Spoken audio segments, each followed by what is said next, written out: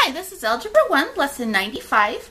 We're going to talk about the graphs of nonlinear functions and recognizing the shapes of various nonlinear functions. We're starting on page 395. A function of the form f of x, remember f of x in these kind of solutions, this is a function, but it takes the place of the y. So f of x equals mx plus b, where m does not equal 0 is called a linear function, and its graph is a line. If m equals 0, the graph is still a line, but it's not a function.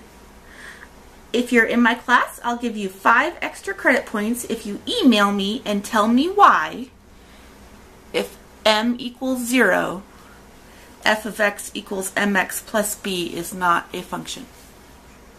Okay? In this lesson, you will learn to recognize the shapes of some nonlinear functions. We aren't going to be graphing them this year, that comes later. So, we're going to start with some quadratic functions. A quadratic function has the form ax squared plus bx plus c equals 0, where a does not equal 0. Okay, and you have seen problems like this, and you have started factoring them, right? So the graph of a quadratic equation is in the shape of a parabola. And on page 396 in your book, we have some pictures of the graphs of some parabolas. F of x equals x squared. This is the most basic parabola. See the bottom point of the parabola right here at the very bottom of the curve is at 0, and it has points at 1 and 1 and negative 1 and 1, and it moves up. Okay? Here's f of x equals the quantity x minus 3 squared, and this x minus 3 actually moves the parabola 3 places to the right. Okay, we call this being translated. So it's the same parabola, but it's been translated 3 spaces to the right. Here's f of x equals x squared minus 3. And it has been translated down 3 spaces. Here's f of x equals negative x squared. And it has been flipped horizontally flipped vertically over the horizontal axis. So this graph is the mirror image of this graph. Okay? You will talk more about parabolas a little bit in Algebra 2, but mostly in advanced math. Now we're going to talk about cubic functions. Of course, a cube is x cubed, right? X to the third. So f of x equals a times x to the third plus b times x squared plus cx plus d equals 0, where a does not equal 0. Okay, on page 396 and 397, we have some pictures of cubic functions. Here are 2. Here is f of x equals x cubed. So cubic functions are waves that go like this. They, because it's cubed, they're going to increase rapidly up for every step to the left, or every step to the right or left. Every time they go to the right, they go up quickly. In this case, because this is a positive. And every time it goes to the left, it goes down quickly. So here its base is on 0. And by the time you go over 2, this is going to be at 8, because 2 cubed is 8. By the time this is at negative 2, this is down to negative 8. So it moves rapidly up and down. Here is x minus 2, quantity cubed. And you see it's the same curve, but it's been translated 2 spots to the right. Move the book a little. Here is x cubed minus 2, and it's been translated down 2 spaces. Here is negative x cubed, and it has been flipped vertically across the y-axis. So instead of going up quickly this way and down quickly this way, it's moving up on the negative side of the y-axis. Okay? Next we have square root functions. So f of x equals the square root of x. On page 398, we will look at those. Here's the basic one, f of x equals the square root of x. So if x equals 1, then the f of x is going to be the square root of 1, which is also 1. If x equals 4, then the f of x is going to equal 2. So you see it's moving more quickly to the left or to the right than it is up. So it's a very slow slope, a very slow curve up. And you notice there's nothing on the negative side because we can't graph imaginary numbers. Okay? We can't graph the square root of -2. Okay, here is f of x equals the square root of the quantity x plus 2. And in this case, the curve has been translated 2 spaces to the left. Here is f of x equals 2 plus the square root of x. So this has been translated 2 spaces up. Here we have f of x equals minus the square root of x. And this has been translated vertically across the x-axis. Okay? You're going to see these a lot more in advanced math. When you're doing these, the square root of x has to be greater than or equal to 0 in order to graph them. Alright, next we have absolute value functions. So f of x equals the absolute value of x. Because f of x equals the absolute value of x, the f of x is never going to be negative, right?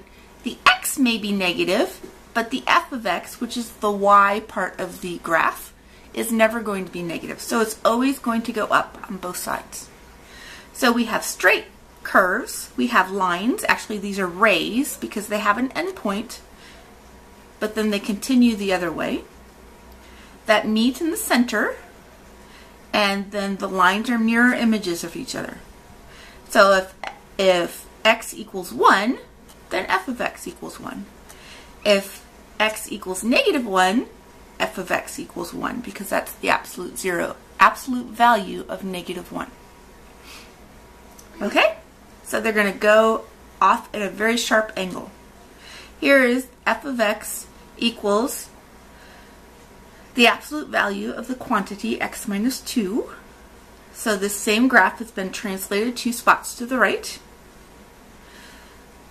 F of x equals this absolute value of x plus 2. It's been translated up 2 spots. F of x equals minus the absolute value of x. And now all of the y's are negative. Okay? So this has been flipped vertically around the horizontal axis. The rest of the lesson is talking about recognizing the shapes of various nonlinear functions. And we're just going to keep using the book for this. So here's our first example. The graph of a quadratic function could resemble which of the following graphs? Okay, so the graph of a quadratic function. A quadratic function has an x squared in it, right? So the quadratic equations we've been factoring have all been y equals x squared something, something, something. So a quadratic function is always going to have an x squared. And we saw earlier that the graph of a quadratic function always looks like a parabola. So this is a wave. This is a straight line. This is more like a sine wave or a cosine wave. But this is the only one that's a parabola. So the graph of a quadratic function could resemble this parabola. Okay? Given the equations of the following functions, identify the function whose graph most resembles the specified shape shown. Okay, so we have f of x equals x cubed plus 1. Here's a parabola. We know that's a quadratic equation. I mean a quadratic function in this case. Here's one of these funky lines, and this is a cubic function. Remember that? This is the graph of an absolute value function, and this is the graph of a square root function. So f of x equals x cubed plus 1 is going to look like b. This is the cubed root function. Or sorry, the cubed function. G of x equals the quantity x minus 2, the absolute value of the quantity x minus 2. That's how you say that.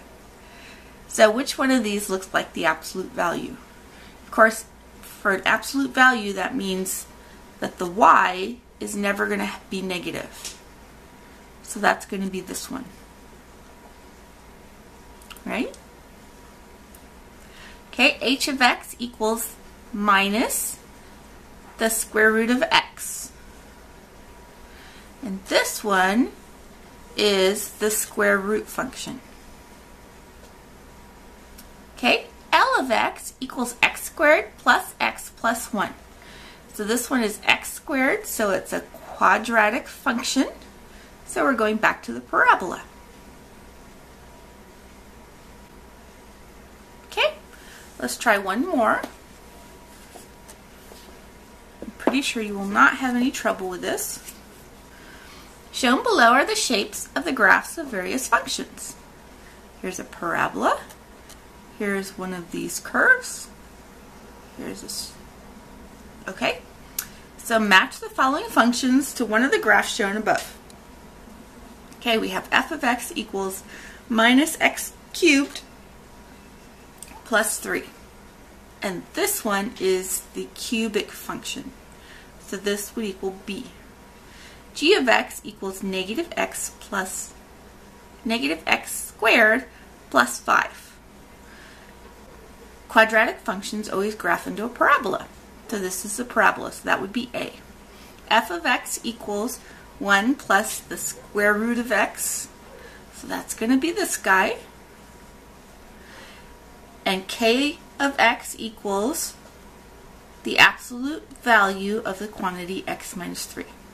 So that's going to be this one. Okay? That is it for this lesson. This is just a very general introduction to nonlinear graphs. So look at the pictures on your own, do the practice problems, and then try your homework. Thank you very much.